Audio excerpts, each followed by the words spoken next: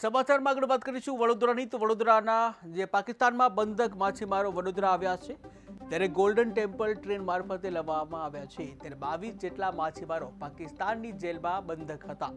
માછીમારોને બસમાં તેમના વતન રવાના કરવામાં આવ્યા। હજુ પણ 195 જેટલા માછીમારો પાકિસ્તાનની જેલમાં બંધક છે।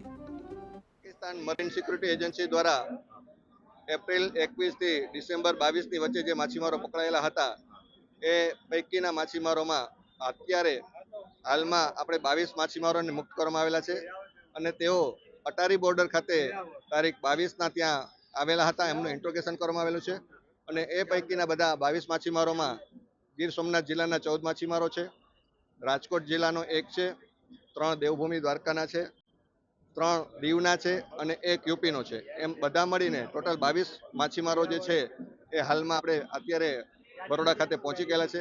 હવે બરોડાથી એને આગળની મુસાફરી અમે બસ મારફત એમના વતનની નજીક ગીર સોમનાથ જિલ્લામાં વેરાવળ તાલુકા ખાતે આપણે લઈ જશું। ત્યાં પણ એમનું આઈબી દ્વારા ઇન્ટ્રોગેશન કરવામાં આવશે અને ત્યારબાદ એ તમામ માછીમારોને એના સગાવાલાને એના નજીકના સગાવાલા જે આવેલા હોય છે લેવા માટે એમને આપણે એને સોંપી દઈશું। હું 3.5 વર્ષ પહેલા પકડાઈ ગયો હતો ને મારે ત્યાંથી લાંડી જેલમાંથી પાકિસ્તાન કરાચીમાંથી મને લાંડી જેલમાંથી શુક્રવારે કાઢ્યો છે સવારે 8 વાગે।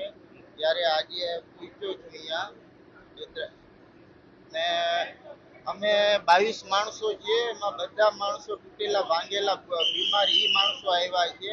બાકી અટ્ટાકટ્ટા માણસો હજી લાંડીમાં પાકિસ્તાન કરાચીમાં છે ને અમે વિનંતી કરીએ છીએ કે તમે એને જલ્દથી જલ્દ છોડાવવાની કોશિશ કરો, કારણ કે હું આ બહુ બીમારી છે ખારીશોની ને ખાવા પીવાની તકલીફ છે, માણસોમાં બહુ તકલીફ